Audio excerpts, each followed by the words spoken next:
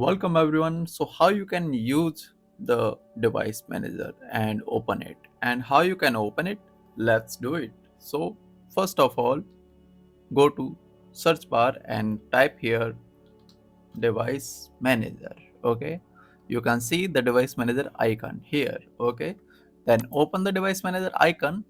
You have opened the device manager. Okay, now you can see there are lots of drivers. Okay, these all are drivers. You can see the drivers here. Okay, the Windows drivers. Okay, just like I am saying that this is audio input and output, this is battery, Bluetooth driver, cameras driver. Okay, computer driver and display driver and much more.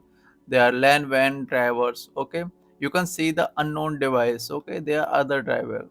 If you can see the yellow color mark warning sign. Okay, you can see whenever you see the yellow color warning sign, you can update that driver.